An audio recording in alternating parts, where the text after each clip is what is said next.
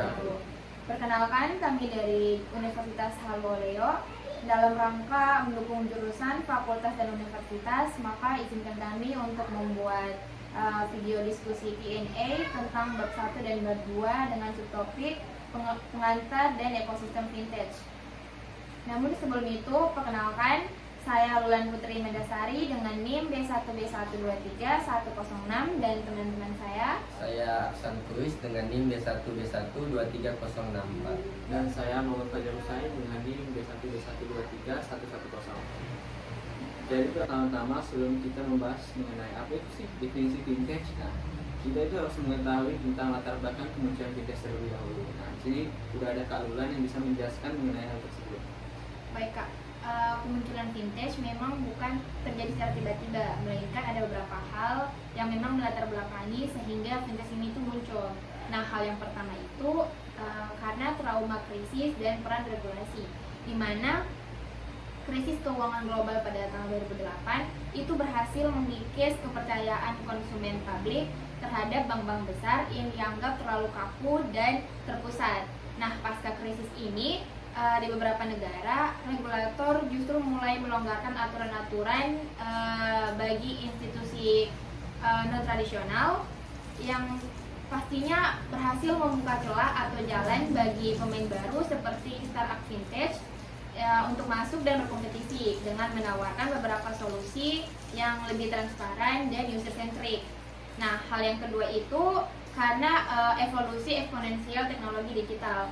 Mungkin kita sama-sama menyaksikan bagaimana perkembangan atau kemajuan teknologi pada zaman sekarang, seperti kecerdasan buatan atau AI, blockchain, big data, serta mobile internet.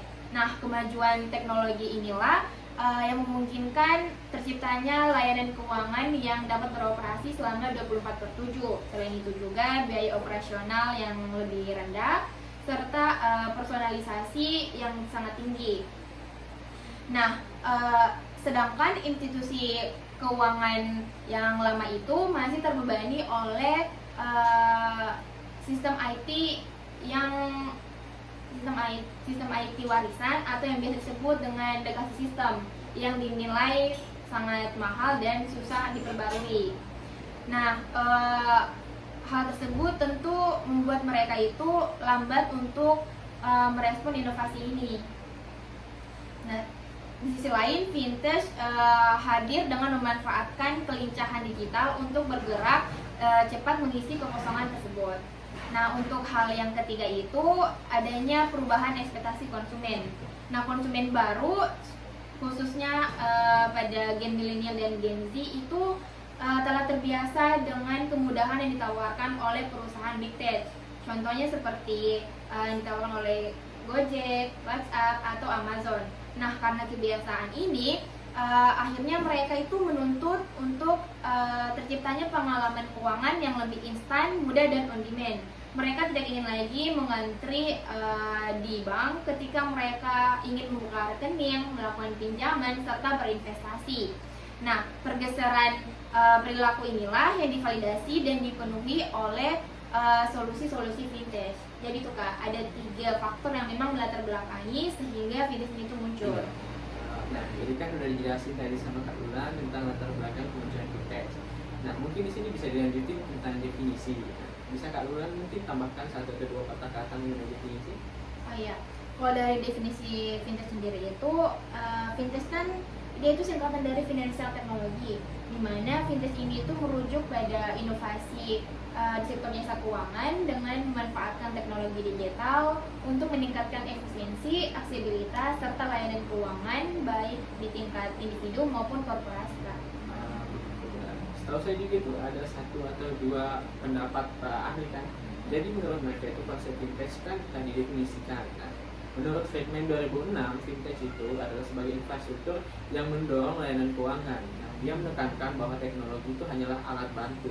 Sedangkan menurut Nicoletti pada tahun 2017 itu dia lebih menekankan tentang integrasi antara teknologi dengan jasa keuangan yang nantinya akan melahirkan produk baru dan bisnis alternatif. Berkaca dari kedua sudut pandang kalian berdua, yaitu dari secara umum dan menurut para ahli, bisa disimpulkan bahwa pengertian fintech itu sendiri adalah inovasi layanan keuangan yang didorong oleh teknologi untuk menciptakan model bisnis, aplikasi, proses atau produk baru yang memiliki dampak signifikan terhadap pelayanan jasa keuangan baik itu untuk individu maupun korporasi. Iya. Kan tadi juga kita sudah bahas tentang apa itu definisi vintage dan apa yang melatar belakangi sehingga vintage ini muncul. Nah, mungkin sekarang gantian nih. Kira-kira bagaimana sih sejarah perkembangan vintage ini? Mungkin Kakak Fajar bisa memberitahu kami atau menjelaskan kepada teman-teman bagaimana itu sejarahnya. Baik, jadi kemunculan vintage itu pertama kali itu di tahun 1960 sampai 1980. Nah, itu dinamakan sebagai era fondasi. Era fondasi ini ditandai dengan berbagai inovasi di bidang elektronik. Nah, di situ munculnya berbagai kartu kan, seperti kartu kredit, kartu ATM. Nah, di situ juga kemudian muncul yang namanya Swift. Nah, tujuannya itu sebagai untuk mempercepat dan mengotomatisasi berbagai kebutuhan. Nah, kemudian setelah itu ada di 1980 sampai 2008. Nah, di situ dinamakan era digitalisasi. Nah, era digitalisasi ini banyak inovasi yang berpusat pada internet. Nah, di situ bank-bank mulai menawarkan tentang internet banking atau e-wallet. Nah, di situ memungkinkan nasabah melihat saldo dan melakukan transfer melalui web browser. Jadi tidak bergantung lagi di bank tradisional. Nah, setelah itu pada 2008 dan seterusnya itu yang kita tahu sekarang dinamakan era disrupsi. Nah, di sini itu fokusnya tentang memotong perantara. Contohnya itu peer-to-peer lending. Nah, mereka di situ memotong perantara bank, jadi langsung orang ke orang tanpa ada perantara. Nah, di situ juga ada robo advisory untuk membantu kita berinvestasi tanpa adanya perantara lagi. Nah, sekian kalau dari saya sih. Oke, tadi kan saya jelaskan mengenai sejarah perkembangan vintage, yaitu terbagi menjadi 3 era. Era fondasi, era digitalisasi, dan era disrupsi. Tadi juga saya dijelaskan mengenai pengertian vintage. Mungkin ada karakteristik atau ciri-ciri dari vintage itu sendiri? Baik. Jadi memang vintage itu memiliki beberapa ciri dan karakteristik. Tepatnya ada 5 ya. Nah, yang pertama itu disrupsi. Jadi vintage menentang model lama perbankan dengan memotong perantara tradisional. Misalnya peer-to-peer lending yang mempertemukan langsung pembeli dan penerima pinjaman tanpa perantara. Yang kedua itu ada inklusif. Nah, vintage itu memperluas akses keuangan bagi masyarakat non-banked dan underbanked atau yang tidak tercapai oleh layanan bank pada umumnya. Nah, contohnya di situ ada dompet digital dan m-banking. Kemudian yang ketiga itu inovatif. Jadi vintage memanfaatkan berbagai teknologi mutakhir yang ada saat ini seperti AI dan blockchain untuk memadukannya ke sistem keuangan tradisional. Nah, yang keempat itu kolaboratif. Jadi vintage itu tidak berdiri sendiri, tapi membentuk ekosistem yang melibatkan bank, startup vintage, bigtech, dan pemerintah untuk terus berkembang. Nah, yang kelima itu regulatory driven. Perkembangan vintage itu erat kaitannya dengan regulasi. Di Indonesia sendiri kan itu ada OJK dan Bank Indonesia yang berperan besar dalam membentuk izin, mengawasi, mengevaluasi, dan mengatur perkembangan vintage sendiri. Sekian sih kalau dari saya, Kak. Oke, berarti yang utama itu tetap yang 4, yaitu disruptif, inklusif, inovatif, dan kolaboratif. Ya, karena kan yang karakteristik yang kelima itu kan masih kurang lebih hampir sama lah dengan karakteristik yang keempat. Dia sama-sama mengatur kan regulasi.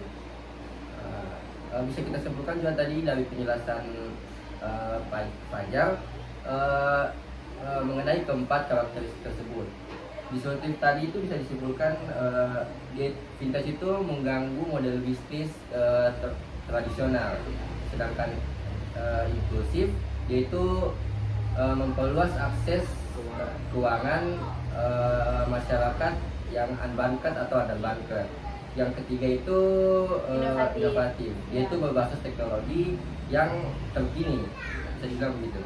Dan yang terakhir itu tadi kolaboratif, yaitu menghubungkan antara startup, regulator, pengguna ke dalam satu ekosistem digital. Oke, baik.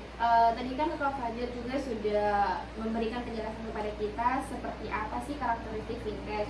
Dan mungkin sekarang nih bagian untuk Kakak Aksan untuk menjelaskan kepada kita apakah vintage ini itu memiliki peran dalam pengambilan keputusan keuangan atau enggak nih? Oke. perlu kita ketahui terlebih dahulu bahwa dalam pengambilan keputusan keuangan itu terbagi menjadi 4, yaitu pengambilan keputusan investasi, pendanaan, dividen, dan operasional. Di investasi sendiri, dalam perspektif perusahaan, fintech membantu perusahaan dalam mengambil keputusan yang berkaitan dengan alokasi dana, apakah untuk melakukan proyek baru, pembelian aset, melakukan akuisisi, atau melakukan penelitian dan pengembangan. Untuk perspektif individu sendiri, fintech membantu dalam mengambil keputusan instrumen apa yang akan dia masuki untuk melakukan investasi, apakah itu obligasi, saham, atau reksadana. Di pendanaan sendiri, fintech itu berkaitan dengan dari pilihan mengenai pilihan sumber dananya. Dalam perspektif perusahaan ini bisa membantu perusahaan memilih sumber dananya, apakah dari laba ditahan, utang bank, atau menerbitkan saham dan obligasi. Sedangkan pada individu ini lebih tepatnya ke UMKM, apakah sumber dananya ini dari modal sendiri, pinjaman bank, atau sumber pinjaman lain. Untuk dividen ini menyangkut kebijakan perusahaan dalam memberikan laba kepada pemegang saham atau menahan laba tersebut untuk investasi. Manajemen harus menyeimbangkan keinginan investor memperoleh income rutin dengan kebutuhan pendanaan internal untuk pertumbuhan. Dalam kerangka klasik, perusahaan matang cenderung membagikan dividen tunai atau melakukan buyback saham, sementara perusahaan berkembang termasuk banyak startup teknologi memilih menahan laba untuk ekspansi sehingga tidak membagikan dividen bagi investor individu. Mungkin langsung yang terakhir, yaitu operasional. Dalam operasional sendiri, fintech membantu dalam pengelolaan aset lancar dan kewajiban lancar perusahaan. Ini untuk memastikan perusahaan itu tetap liquid, artinya untuk melihat apakah aset perusahaan ini bisa melunasi utang jangka pendeknya. Fintech juga membantu mengoptimalkan laut kerja dengan mempercepat sirkulasi uang dan menyediakan alat monitoring real time.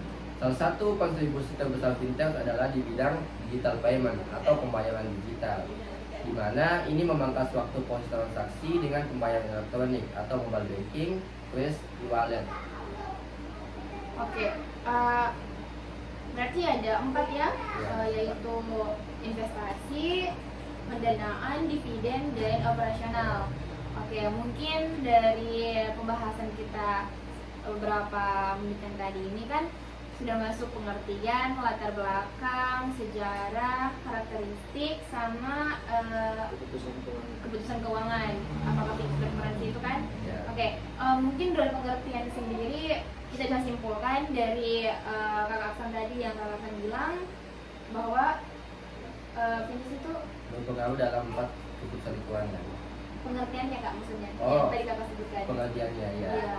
Untuk pengertian sendiri, tadi saya bilang bahwa fintech itu adalah inovasi layanan keuangan yang didorong oleh teknologi dan dapat menciptakan model bisnis, aplikasi, proses atau produk baru, di mana ini berdampak signifikan terhadap pelayanan jasa keuangan, baik itu untuk individu maupun korporasi. Oh iya. Dan sejarahnya tadi juga sudah terbagi jadi 3 era kan. Terus karakteristiknya ada 4, mungkin umumnya 5, hanya yang untuk karakteristik yang utamanya itu 4, karena yang kelima itu dia mungkin kurang lebih sama. Oke, mungkin untuk pembahasan dari bab 1 mungkin untuk saat ini sudah selesai. Dan selanjutnya mungkin kita akan membahas tentang subtopik bab 2, di mana di bab 2 itu membahas tentang ekosistem fintech. Baik, selanjutnya kita akan lanjut membahas topik kedua, yakni tentang ekosistem fintech. Namun sebelum kita masuk pada pembahasan yang lebih mendalam, kami akan memberikan sedikit pengantar terkait topik yang akan kita bahas kali ini. Nah, financial technology atau yang sering kita sebut sebagai fintech itu adalah salah satu fenomena besar dalam dunia keuangan modern. Nah, seperti yang kita katakan pada bab sebelumnya bahwasannya fintech ini merujuk pada inovasi dalam layanan keuangan yang digerakkan oleh teknologi digital. Jika dahulu layanan keuangan ini sangat identik dengan bank, kantor cabang, dan prosedur yang panjang, maka kali ini fintech mengubah wajah industri ini menjadi lebih praktis, inklusif, dan efisien. Baik, perlu juga kita pahami, fintech itu bukan hanya sebatas aplikasi dompet digital atau e-wallet yang sering kita gunakan untuk membayar ojek online atau belanja di e-commerce. Jauh lebih luas dari itu, fintech sebenarnya mencakup berbagai sektor keuangan, mulai dari sistem pembayaran digital, layanan pinjaman berbasis teknologi atau peer-to-peer lending, investasi berbasis aplikasi dengan robo-advisor, asuransi digital atau insurtech, hingga infrastruktur digital seperti open banking, e-KYC, dan blockchain. Dengan adanya fintech, masyarakat kini bisa mengakses layanan keuangan lebih cepat, murah, dan fleksibel, bahkan bagi mereka yang sebelumnya tidak tersentuh oleh bank tradisional. Oke, itulah tadi sedikit pengantar dari kami terkait topik yang akan kita bahas kali ini. Sekarang mungkin kita akan masuk terlebih dahulu pada definisi ekosistem fintech. Nah, di sini sudah ada Kak Aksan yang mungkin nanti akan menjelaskan kepada kita seperti apa itu ekosistem fintech. Oke. Silakan Kak. Mungkin sebelum kita masuk ke faktor-faktor pembentuk ekosistem fintech itu sendiri, terlebih dahulu penting kita ketahui apa sih itu ekosistem fintech. Ekosistem fintech itu merujuk pada lingkungan yang terintegrasi, di mana di dalamnya terdapat berbagai pelaku dan terdapat banyak pelaku dan faktor pendukung inovasi di sektor teknologi keuangan. Oh iya. Terus Kak, kira-kira nih agar sebuah ekosistem fintech itu dapat tumbuh dengan sehat, apa sih yang perlu kita perhatikan? Oke. Menurut Ernest dan Young itu, agar sebuah ekosistem fintech dapat tumbuh dengan sehat diperlukan fondasi yang kuat. Ada 5 pilar utama menurut keduanya yang menopang ekosistem fintech. Pertama adalah demand, yaitu kebutuhan pasar yang datang dari konsumen, UMKM, korporasi maupun pemerintah. Tanpa adanya permintaan, tentu layanan fintech tidak akan dipakai. Dan pilar yang kedua itu adalah talent, yaitu sumber daya manusia yang memiliki keahlian di bidang teknologi, keuangan, dan kewirausahaan digital. Talenta inilah yang menciptakan inovasi dan mendorong pertumbuhan startup. Yang ketiga adalah capital, yaitu ketersediaan modal. Tanpa pendanaan dari angel investor, venture capital maupun pasar modal, startup fintech sulit untuk berkembang. Dan yang keempat itu ada policy atau yang kita tahu sebagai kebijakan, yakni peran regulator dan pemerintah dalam membuat aturan yang mendukung inovasi. Contohnya adalah kebijakan sandbox regulasi atau kebijakan open banking yang mewajibkan bank membuka akses API. Dan terakhir itu solution, yaitu produk nyata yang lahir dari ekosistem ini seperti e-wallet, peer-to-peer lending, robo-advisor, insurtech hingga webtech. Oh iya, berarti ini menurut Ernest dan Young itu ada 5 pilar, yaitu demand, talent, capital, policy, dan solution. Ya. Mungkin sebelum kita lanjut ke lebih jauh, perlu dijelaskan juga kelima pilar ini tuh saling berhubungan erat. Demand tanpa solusi akan sia-sia, solusi tanpa modal akan terhenti, modal tanpa regulasi bisa berisiko. Sementara talenta tanpa demand tidak akan menemukan tempat. Oleh karena itu, keseimbangan dari kelima pilar ini menjadi syarat mutlak agar ekosistem fintech berkembang secara sehat. Ini saja. Oh, berarti mereka ini saling berhubungan ya, saling berkaitan. Oh iya. Baik, jadi tadi sudah dijelaskan kan sama Kak Aksan mengenai pilar-pilar utama. Sekarang kan setahu saya itu di peta ekosistem fintech itu ada hal-hal yang bisa menghubungkan komponen-komponen besarnya. Nah, mungkin Kak Lunan bisa jelaskan beberapa? Jika kita memetakan ekosistem fintech, maka ya kita akan lihat dengan jelas adanya rantai nilai yang terdiri dari 4 komponen besar Kak, yaitu enablers, providers, channels, dan users. Itu Kak. Jadi begitu.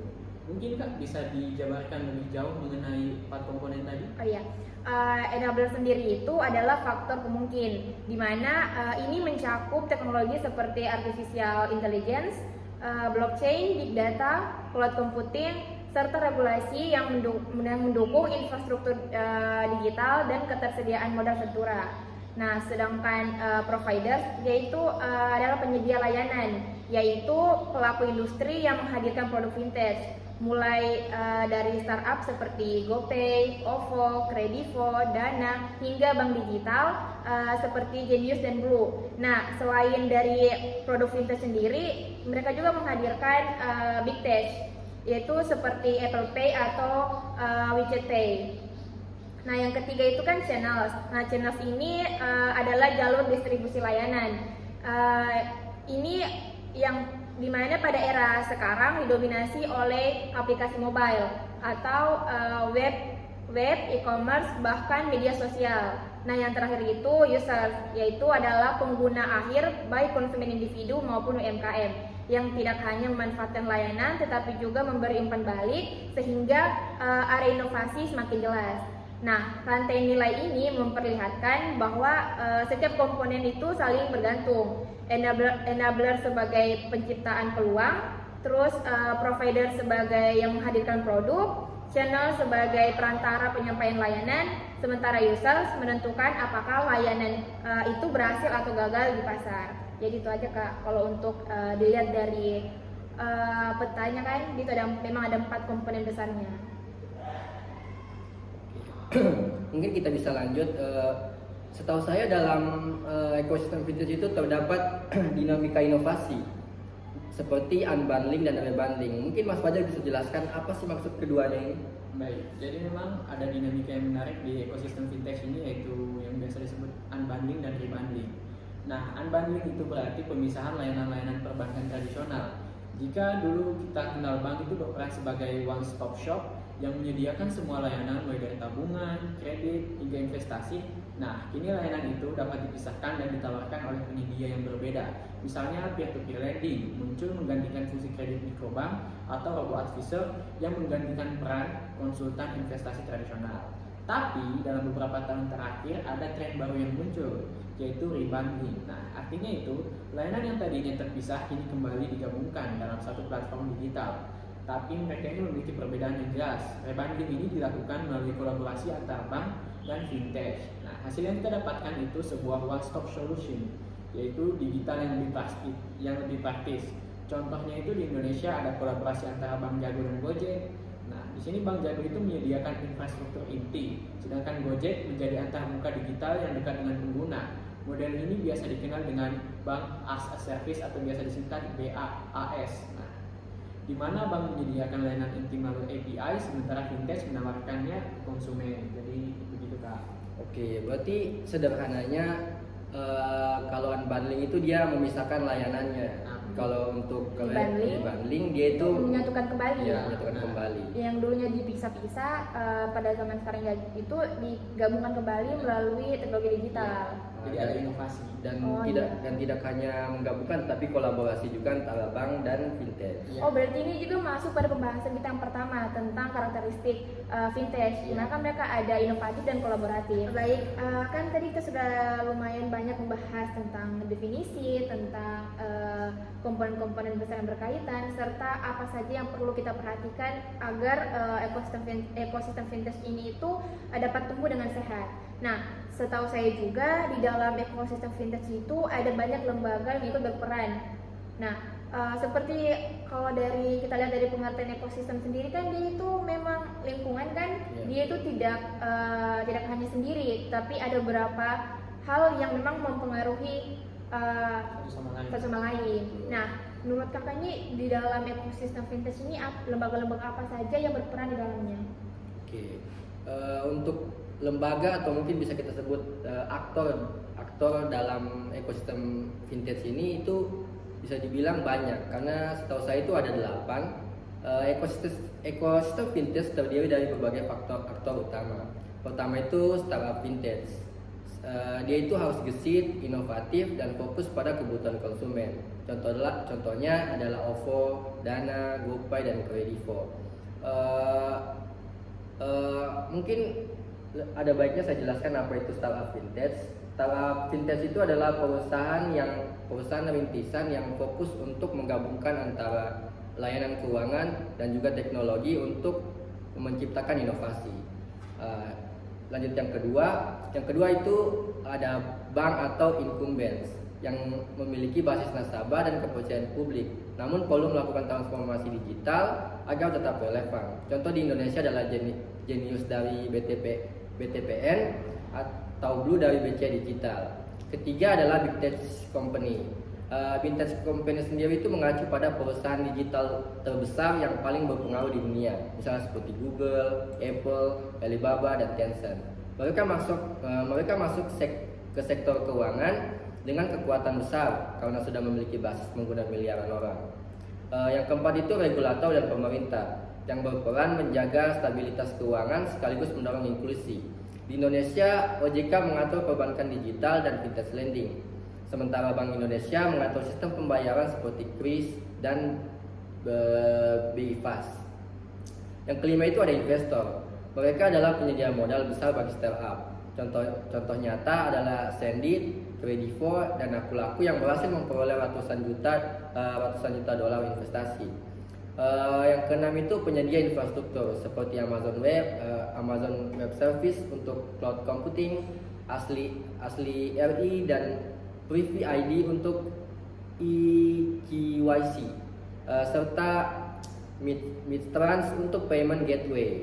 Yang ketujuh itu ada asosiasi dan intermediari, misalnya Aptes dan FP yang menjembatani komunikasi industri dan regulator. Dan untuk aktor yang terakhir itu konsumen dan UMKM. Ini sudah jelas.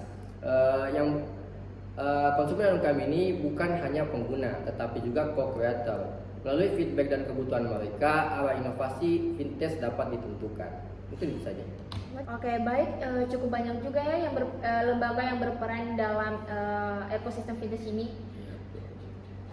Jadi kan tadi udah dijelasin sama Kak Aksan tentang aktor-aktornya. Nah, mungkin sekarang kita itu bisa lebih luas lagi berkembang ke vintage secara global. Nah, kan sebelumnya itu di 2008 vintage baru muncul. Nah, gimana tuh perkembangannya sejak 2008, terkhususnya itu untuk yang global terlebih dahulu sebelum akhirnya masuk ke Asia dan nantinya masuk ke Indonesia sendiri.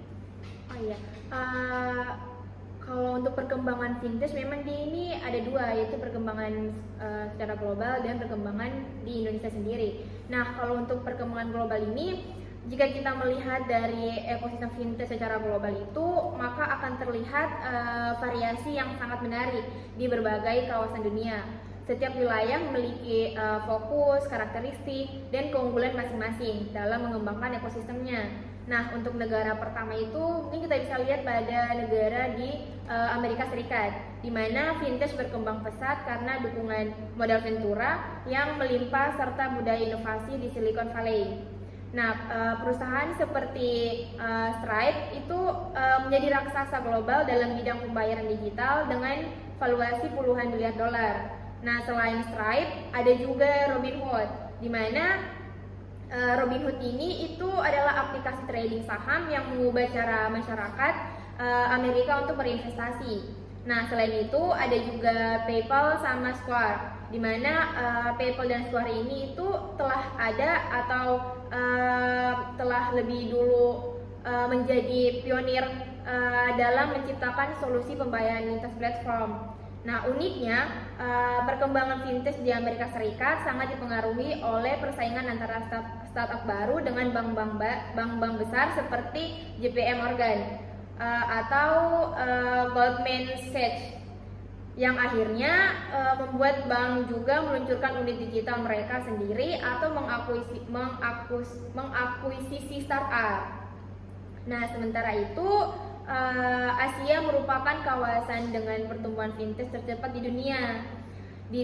Contohnya nih di Tiongkok, di mana Alipay dan WeChat Pay itu telah merevolusi pembayaran. Bayangkan saja nih, di Tiongkok hampir semua transaksi, bahkan untuk membeli makanan di pedagang kaki lima pun mereka itu melakukan dengan QR code, di mana QR code ini melalui aplikasi ponsel. Nah, Selanjutnya itu kedua aplikasi ini tidak hanya menyediakan pembayaran, tetapi juga tabungan, investasi reksadana, hingga pinjaman mikro. Jadi kita tidak akan heran jika tingkat adopsi fintech di Tiongkok itu mencapai 87% dari populasinya. Negara selanjutnya itu kita bisa lihat di India, di mana perkembangan fintech di India itu didorong oleh kebijakan pemerintah yang pro inovasi.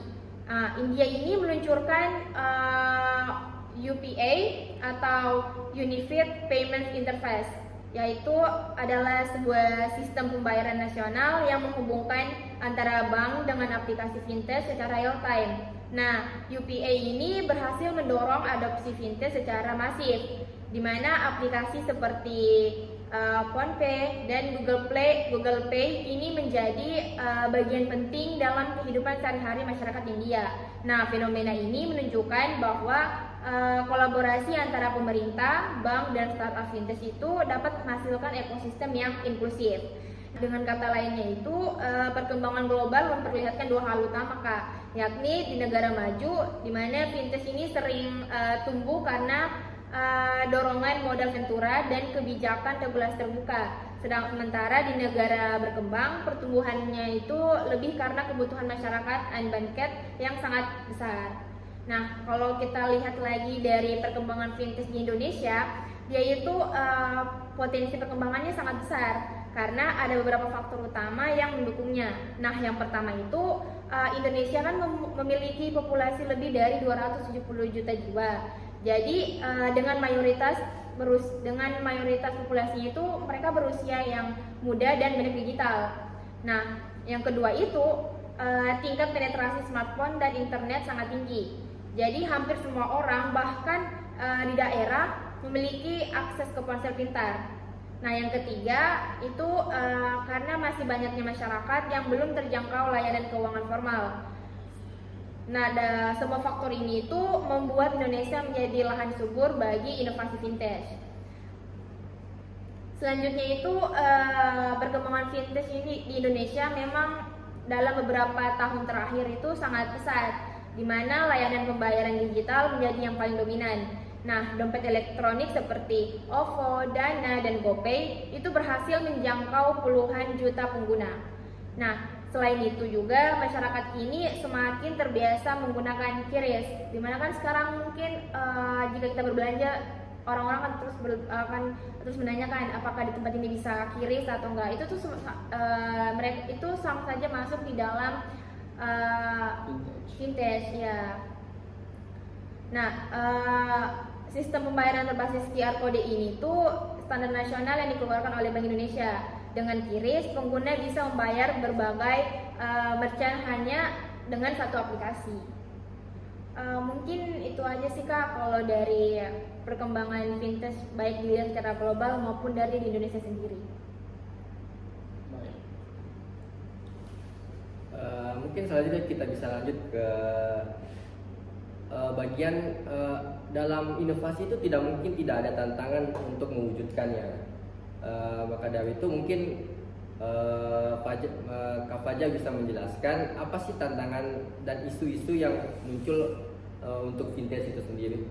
Baik. Jadi memang meski pertumbuhan fintech itu pesat, pasti ada tantangan yang mereka hadapi. Nah, dari sisi resiko, ada ancaman keamanan data, potensi penipuan, dan stabilitas sistem keuangan. Sedangkan dari sisi etika sendiri, isu penyalahgunaan data pribadi, praktik pinjaman yang bermasalah, dan juga keberlanjutan fintech itu diharapkan benar-benar mendorong inklusi keuangan yang luas. Jadi mereka itu tidak hanya diharapkan untuk melayani masyarakat urban kelas menengah, tapi ke semua lapisan masyarakat. Nah, kemudian ada juga isu regulasi terhadap big tech, di mana masuknya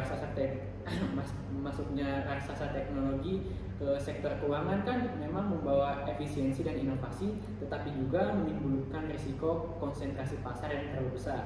Oleh karena itu, fintech membutuhkan regulasi yang lebih adaptif, transparan, dan pro konsumen. Ya. Oh, jadi regulasi itu sangat dibutuhkan sekali dalam perkembangan fintech ini ya? Betul. Berarti dapat dikatakan juga memang inovasi yang besar itu tidak luput dari risiko yang besar juga. Iya.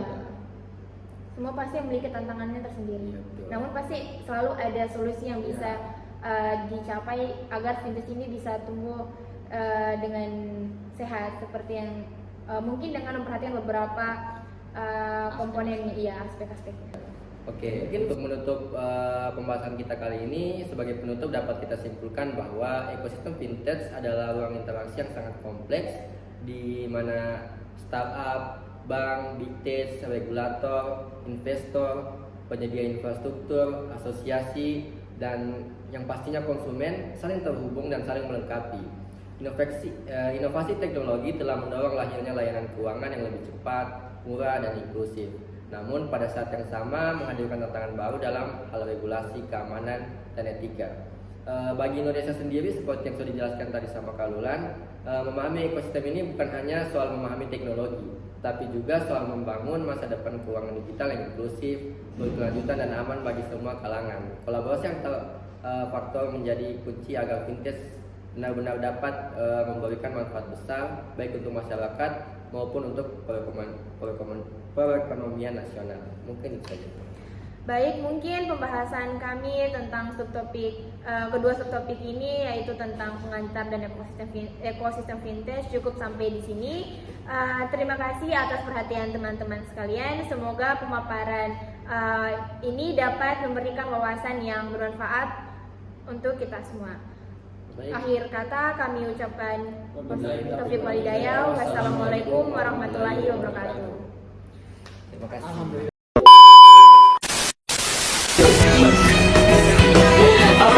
Ini Jadi ini bilang tadi.